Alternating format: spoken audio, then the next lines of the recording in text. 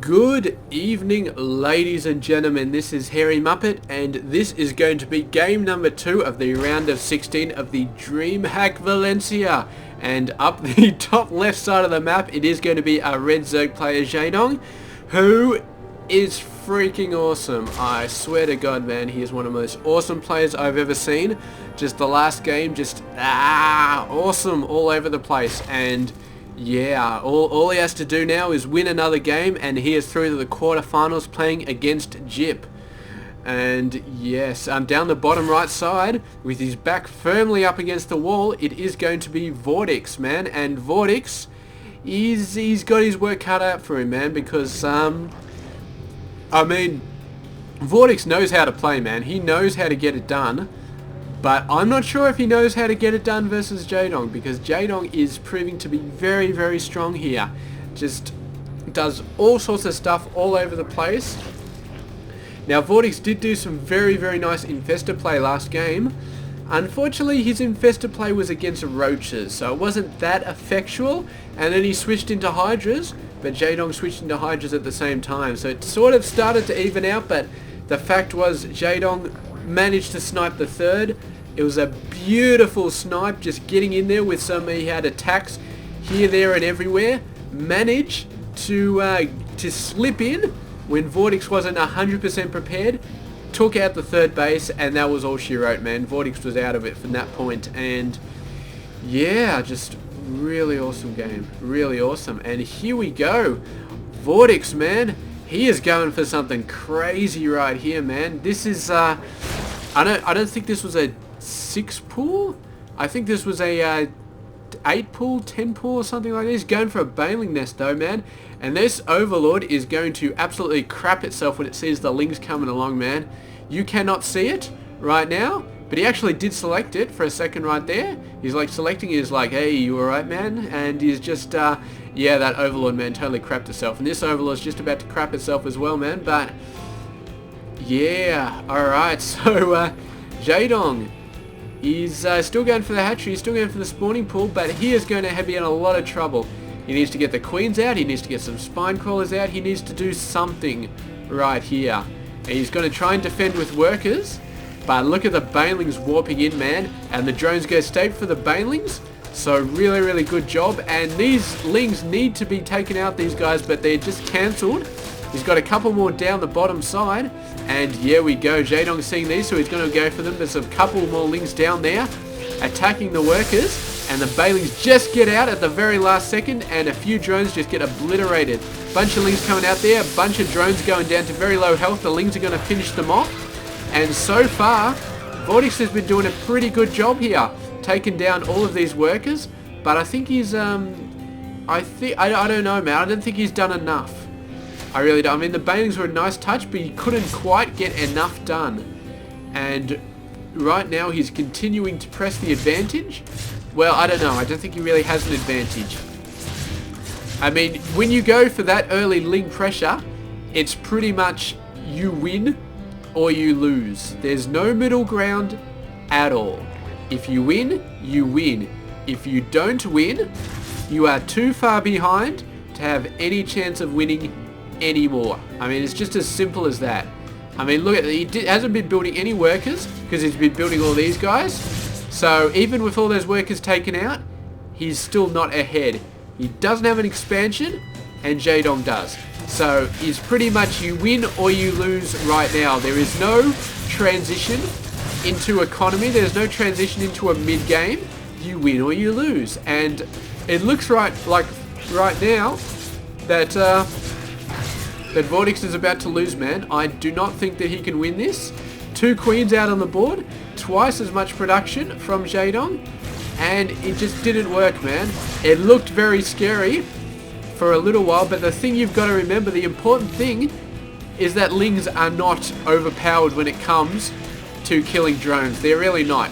You take 2 drones and face them off against 1 Ling, and there's a fair chance that that Ling will die, because the Lings just don't have that much health. And look at this, 35 health with 0 armor versus the what does the drones have? The drones have 40 health with 0 armor. They do a crapload less damage, as 5 every 1.5, whereas the Lings do double that damage. But I mean, you got to think about that. I mean, the Lings do double damage, but against 2 drones, I mean, the Ling may just win, but it'll be a very near thing. And VortiX is trying. He's really trying to transition here, trying to send some Lings out to try and keep Jaedong away while he tries to catch up. But he's 10 workers behind. His natural is still 2/3 done. I think it's just game over. I think he has lost. I think he's lost, and he doesn't know it yet. I mean, either Jaedong is going to let him catch up, let him get back in the game. But even if he lets him get back in the game, man, it's just going to be Jaedong getting 1 base ahead. Jaedong getting 10 more workers, 15 more workers. Jaedong getting a ton more production. I mean, unless Jaedong starts screwing up, I think VortiX has lost the game already. And he's continuing to put pressure on, but he's not really doing anything. I mean, maybe he's stopping a third there, but otherwise, yeah, I mean, Jaedong's just doing all sorts of awesome stuff right now. You see 5 more workers coming out. VortiX is starting to catch up, actually, starting to do a good job. But I don't know, man. I got to think that Jaedong has won already, and yeah, I mean, if you look at the worker count, you could say, well, come on, Harry, they're only 5 workers difference.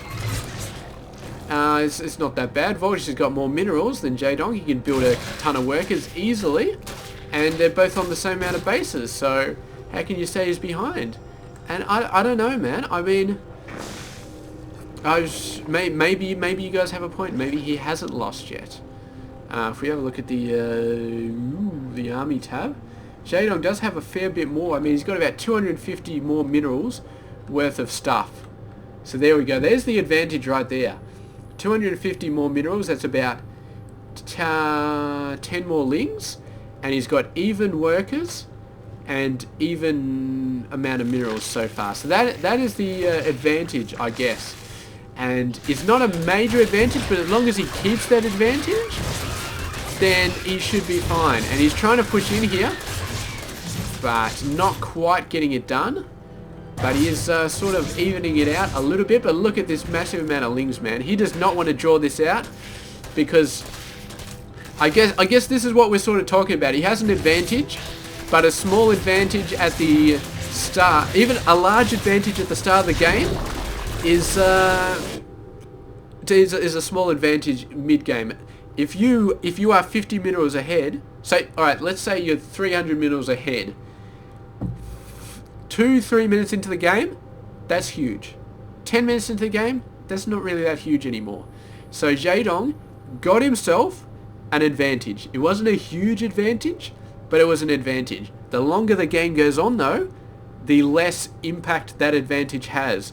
So that is why he's pushing in here really, really fast, because you do not want to let VortiX just go nuts, because the advantage is, I mean, if you got 300 mineral advantage, it doesn't accumulate as much as you would like. 300 mineral advantage doesn't turn into 2000 mineral advantage in 10 minutes. It doesn't. It just, as long as you're smart enough to get your workers out, it really doesn't. And so, yeah, Jaedong, you're getting some good stuff going on, getting the Lings out and just overpowering him with the advantage that he had at that point in that game. And really, really good job there. So there, Jaedong moving on, going on to the quarterfinals, where he will face against Zip, JYP. I'm not sure if JYP actually stands for anything, but maybe we'll have to check that out. And yeah, meanwhile, he is one step closer to putting the smackdown on Stardust for the defeat he suffered at the DreamHack Open Summer. And I know you guys are going to be looking forward to that, and I know I'm looking forward to that as well. But of course, Stardust still has to beat Elfie in order to just get through to the semi-finals. So it's all up in the air at the moment, but well, one thing I can be sure about is that somebody is going to get hurt in this tournament. So we'll just have to stick around and see exactly who that is. But yeah, I will catch you guys in the quarterfinals. The very first one is going to be Hyun versus Lucifron, man, and that is like a grand final matchup right there, man. Those two guys are awesome. They literally could make it to the grand final if they'd been set up differently, both of those players. But they're going to be hitting it off in the quarterfinal, and we're going to see a very, very big match very early on in this tournament. So yeah, I will see you guys then. This has been Hairy Muppet. I hope you have enjoyed this game.